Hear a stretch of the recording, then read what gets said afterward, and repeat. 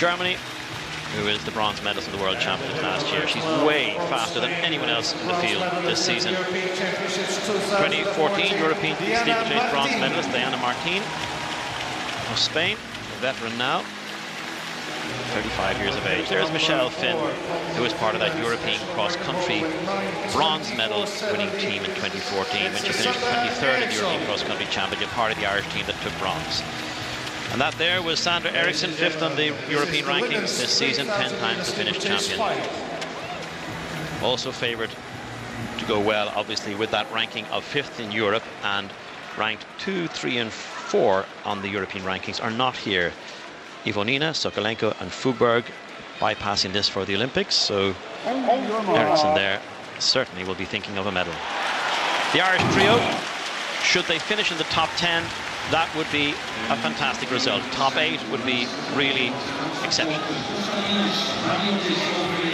All qualified for the Olympics, and Gega, as she did in her heat, running close to the front there. First barrier. 4 barriers per lap of a standard variety, also the water jump, 7.5 laps. 7 and a bit laps. Sarah Tracy in mid-pack there is on season's form the best of the Irish trio. She was 12th in that European cross-country championship Irish team in Samakov in 2012. A brilliant run on the occasion, backing up Fionnuala McCormack's 6th place to give Ireland a chance of bronze, and Sarah Tracy's 12th placing was one of the reasons why Ireland took bronze. So there is Pisa Felicitas Krause. In the absence of the defending champion, Antje Moldner-Schmidt, also of Germany, who's on maternity leave, Krause is the clear favourite. So this is Paweł Fajdek of Poland, twice the world champion, but still has to win a European gold. And he's the reigning world champion, and with that effort there, he may just have done something about stamping his credentials and his name on that gold medal already. That's over 80 meters. That is a huge first hammer throw. We saw Christina Schwanitz win the shot put with her first putt. Has Fajdek won the hammer with his first throw? Only 2 men are over 80 meters this season. Fajdek is one of them. That's not his best of the season, but it's within 1.5 meters of his best of the season, and that's the marker for everyone else to follow. And if anybody can follow that, it's this man, Ivan Tsikhan of Belarus, who's already over 80 meters once this season. Checkered career, lots of world championship medals.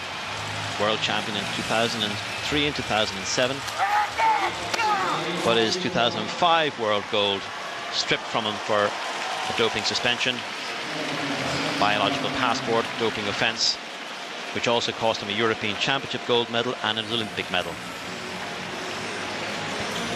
And that effort of Tsikhan is 76 meters plus, which won't threaten the position of Fajdek on top of the hammer throw rankings. But it goes into second spot.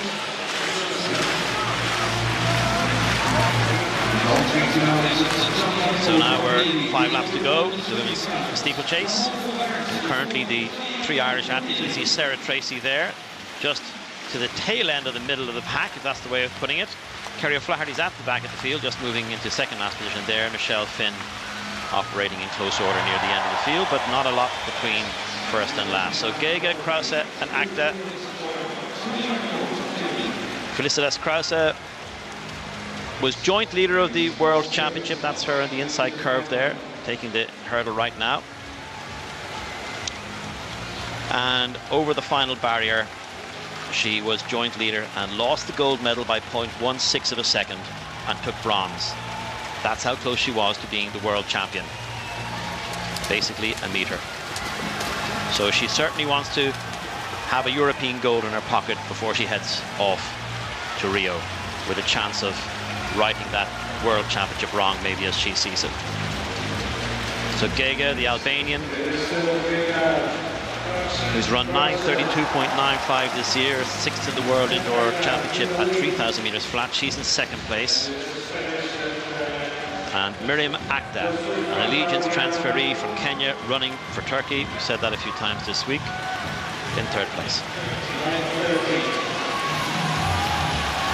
And the Irish trio operating in the back end of this field, and that's not the worst thing to be doing. They don't have a chance of a medal unless something extraordinary happened and athletes fell. And that's being honest. And I think it's fair as well.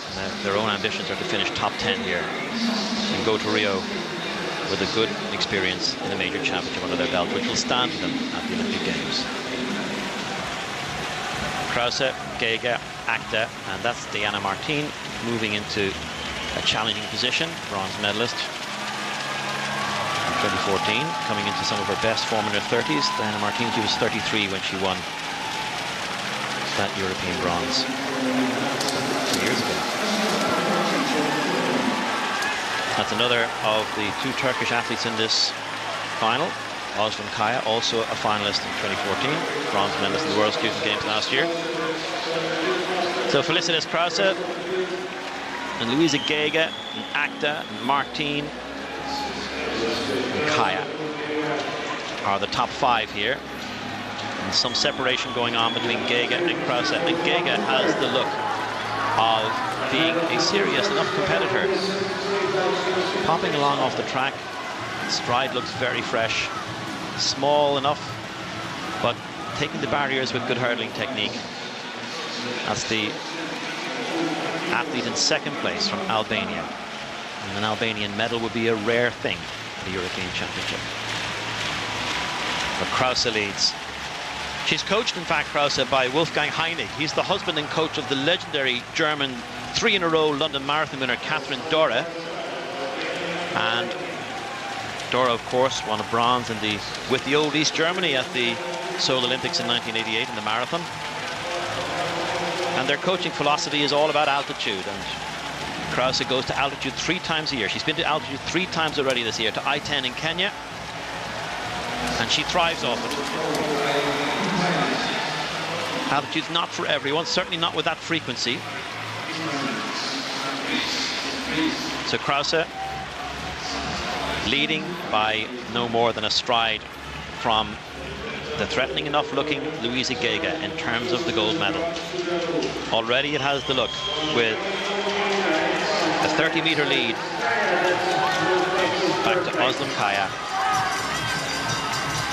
That with 2 laps to go here, we're entering into the phase of the race where the medals are going to be determined, and already it has the look that it's going to be Krause or Gega for gold.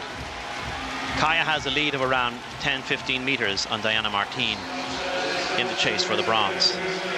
But now Krause surely will try to stretch the legs of Luiza Gega, who doesn't have a personal best even close to that of Krause. But personal bests are for breaking, and this might be the right occasion to do so. There's no sign of Gega being shrugged off easily, no matter how many injections of pace Krause inserts into this race. This is looking at the moment.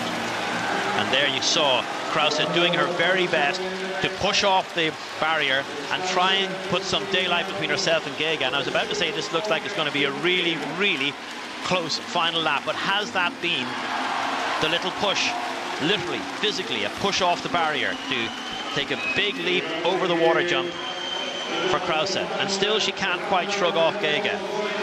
It's only 3-4 meters. And Krause, desperate for a gold medal experience, having lost that World Championship gold over the last few strides in Beijing last August. The lead now stretching to around 7 meters, and quite ominously, possibly for Gega, she's looking around to see if she's any threat to her silver medal position. Maybe her challenge for gold is spent. Maybe physically, the line of absolute stress on the face of Gega, perhaps indicating that her challenge for gold is over. Krause looks comfortable. Kaya in the bronze medal position, so far unchallenged for that. We are looking at the 1, 2, 3 here, just so long as the last 2 hurdles, the water jump, are negotiated by Felicitas Krause. Perfect, big leap. There's plenty of juice in those legs, no doubt about it, because that was a big leap off the water jump. This has been a controlled performance. Gega really did not so much lose the gold on the water jump in the penultimate lap. It was Krause who pushed off it and pushed for gold, and has just hurdled that like a true 400-meter hurdler. No problems for Gisa Felicitas Krause, the former world junior champion and European junior champion, is now European champion in 2016 here in Amsterdam. Very convincing. 9:18.85 is a personal best for Gisa Felicitas Krause, and she can thank Luiza Gega, the silver medalist, for pushing her as Kaya takes the bronze medal for Turkey. Shatilova fourth for the Ukraine. Schlump fifth for Switzerland. And here comes Michelle Finn, and that's seventh place, as Tracy and O'Flaherty try to claim a place in the top 10, and they may well, one of them, have got a place in the top 10. But Michelle Finn came through brilliantly on that final lap, and we're going to confirm it's at seventh place. It's on our unofficial list as seventh, and Tracy in ninth place. And those two top 10 finishes, really what they would have been hoping for, I'm sure. And it looks as though Kerry O'Flaherty may not have found a top 10 finish, but at the moment, unofficially, it's now official. Michelle Finn in seventh place in a personal best of 9 minutes 43.19, and Sarah Tracy 9:45.19, just a few seconds, a couple of seconds or so outside her personal best, but ninth position for Sarah Tracy. Gisa Felicitas Krause is the champion. She's done it with a performance which will make her certainly optimistic of winning Olympic gold possibly, but certainly being an Olympic medalist. But Luiza Gega entered new territory today, the Albanian, with her performance, and she has taken a good 3-4 seconds off her personal best to set a national record in second place for Albania, with Özlem Kaya of Turkey taking yet another medal for Turkey at these championships. Krause controlled all the way through, knew what she had to do, and when Gega pursued her, this, I think, was the moment she won it. That's it, that was the penultimate lap, and that's when she pulled clear. And look at how composed she was. Gisa Felicitas Krause, the champion in the women's steeplechase here in Amsterdam.